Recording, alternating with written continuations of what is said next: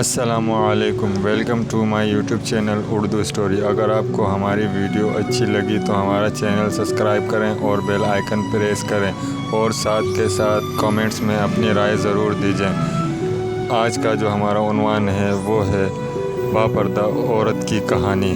تو چلیں آج کی ویڈیو اسٹارٹ کرتے ہیں۔ ایک گاؤں میں ایک باپردہ خاتون رہتی تھی جس کی ڈیمانڈ تھی کہ شادی اس سے کرے گی جو انہیں باپردہ رکھے گا۔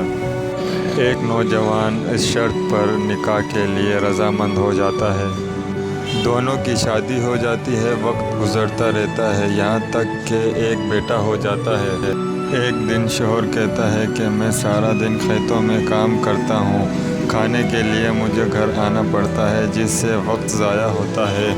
تم مجھے کھانا کھیتوں میں پہنچا دیا کرو۔ بیوی راضی ہو جاتی ہے۔ وقت گزرتے گزرتے ایک اور بیٹا ہو جاتا ہے جس پر شوہر کہتا ہے کہ اب گزارا مشکل ہے، تمہیں میرے ساتھ کھیتوں میں ہاتھ بٹانا پڑے گا۔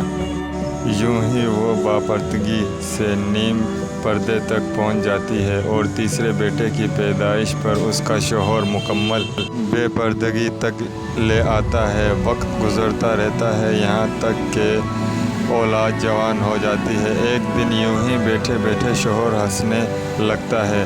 بیوی سبب پوچھتی ہے تو کہتا ہے کہ بڑا پردہ کرتی تھی، آخر کار تیرا پردہ ختم ہو گیا، کیا فرق پڑا پردے اور بے پردگی کا، زندگی تو اب بھی ویسی ہی گزر رہی ہے۔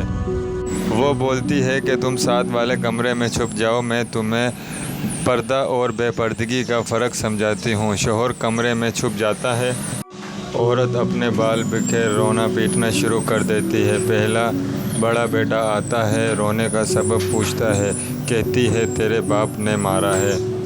بڑا بیٹا ماں کو سمجھاتا ہے کہ اگر مارا ہے تو کوئی بات نہیں، وہ آپ سے محبت بھی تو کرتا ہے، آپ کا خیال رکھتا ہے۔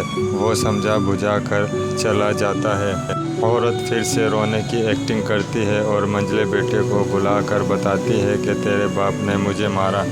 منجلے بیٹے کو غصہ آتا ہے، وہ باپ کو برا بھلا کہتے ہوئے ماں کو سمجھا بجھا کر چپ کروا کر چلا جاتا ہے۔ آخر کار عورت یہی ڈرامہ چھوٹے بیٹے کے سامنے کرتی ہے۔ چھوٹا بیٹا تو غصے سے آگ بگولا ہو جاتا ہے اور زور زور سے گالیاں بکتے ہوئے ڈنڈا اٹھاتا ہے اور کہتا ہے کہ ابھی باپ کی خبر لیتا ہوں۔ پھر عورت شوہر کو بلا کر بولتی ہے کہ پہلے میرا پردے کے وقت پیدا ہوا، اس نے تیرا پردہ رکھا۔ دوسرا نیم پردے کے زمانے میں پیدا ہوا تو تیری آدھی لاج رکھ لی، جبکہ تیسرا جو مکمل بے پردگی کے زمانے میں ہوا تو وہ مکمل طور پر تیری عزت کا پردہ اتارنے لگ گیا۔